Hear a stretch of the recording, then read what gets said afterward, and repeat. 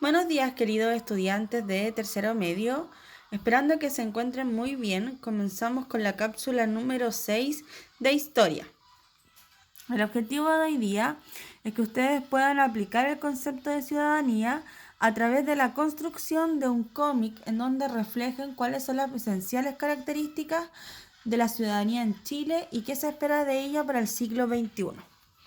Ahora bien, ¿qué entendemos por ciudadanía? La ciudadanía es la condición que se otorga al ciudadano al momento de ser miembro de una comunidad organizada.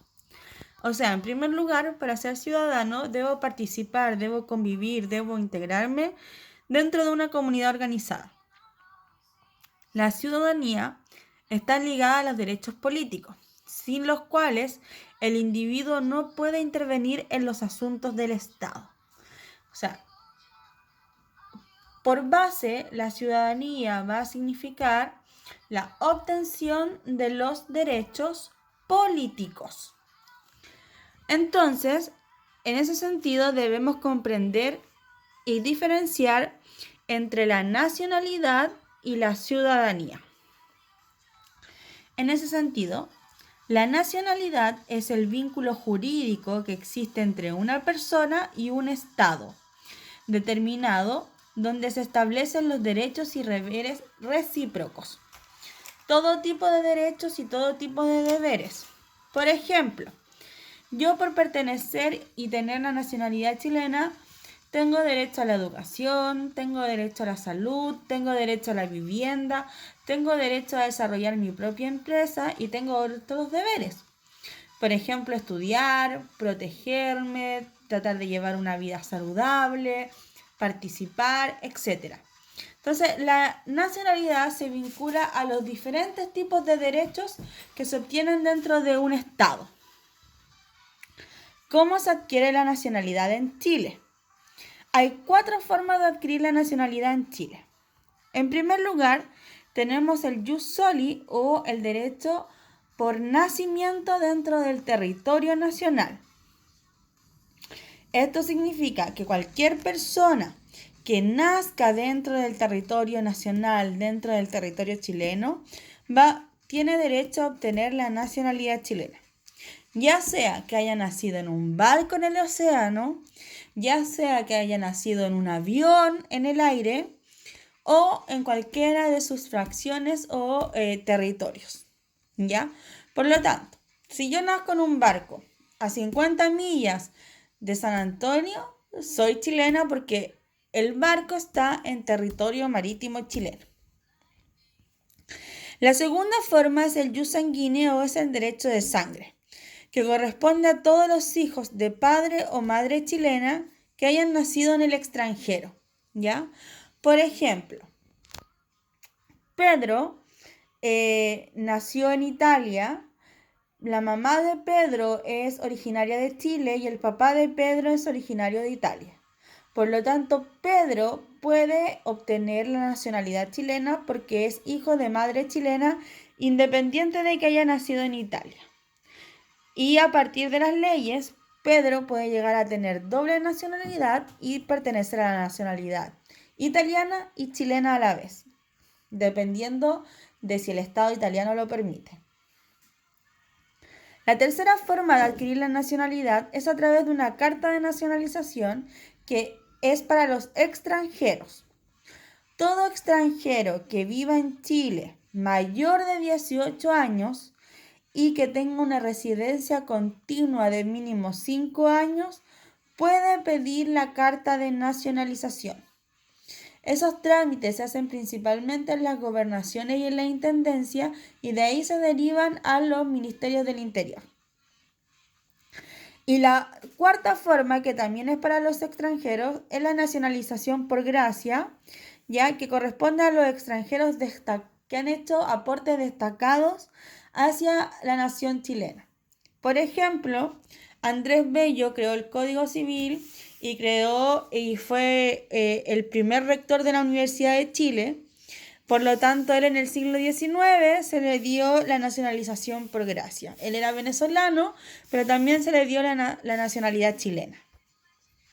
Ahora, ¿Cómo puedo perder la nacionalidad?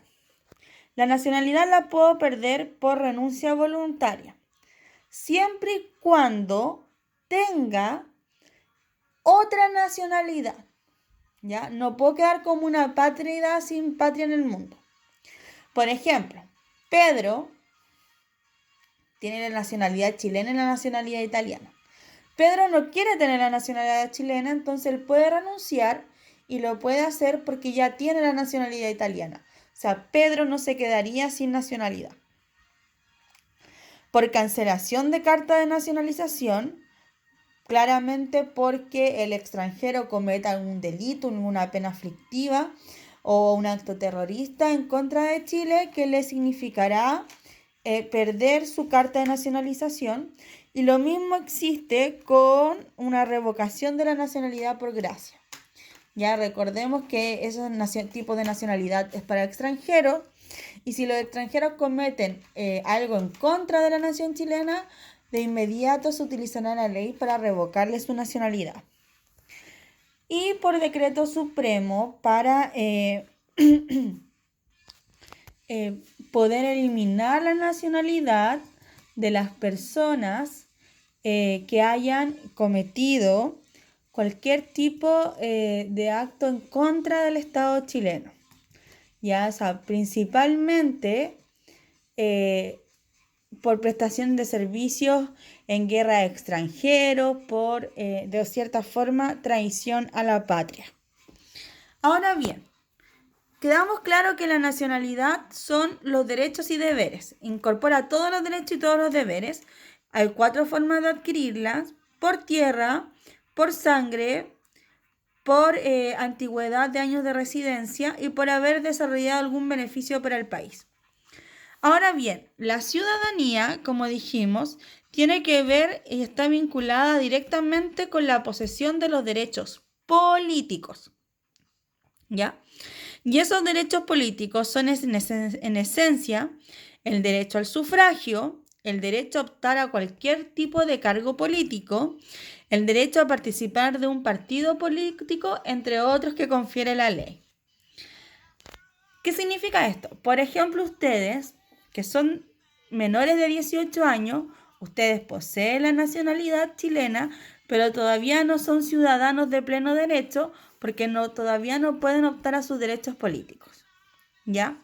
Por ejemplo, ustedes no pueden optar al cargo de alcalde, no pueden optar al cargo de concejal, no pueden ser un diputado, porque no cumplen con los requisitos de edad, por ejemplo, y todavía no tienen sus derechos políticos. Entonces, la nacionalidad abarca todos los derechos y todos los deberes y la ciudadanía se focaliza en los derechos políticos. ¿Quiénes son ciudadanos en Chile?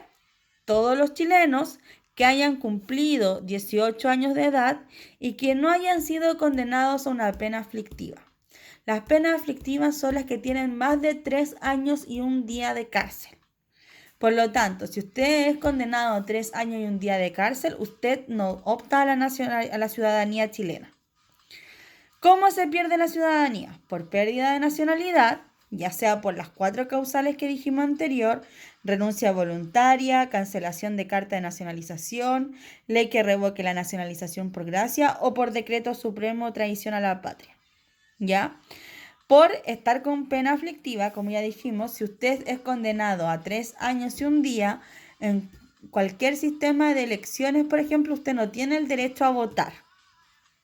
Y por ser condenado por delitos terroristas que atenten contra el Estado chileno o por el desarrollo del narcotráfico.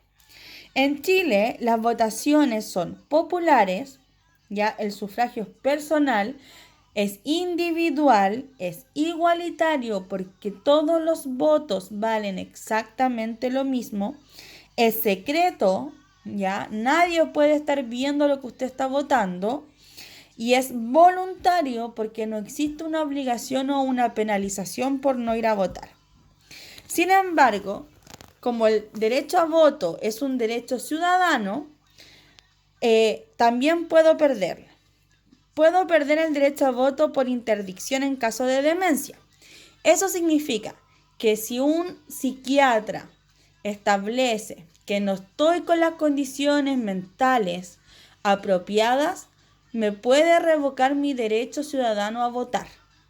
¿Ya? Ese derecho se puede revertir si mi psiquiatra establece y considera que he vuelto de cierta forma a mis cabales. ¿Ya? Reitero nuevamente, por el delito de plena aflictiva o acto terrorista, ¿ya? Que él también se puede revocar porque al cumplir con mi condena, por ejemplo, fui condenado por asesinato, me dieron 4 años, entonces a los 4 años yo cumplo mi condena, salgo libre y puedo solicitarle al Senado que me restituya mi derecho ciudadano.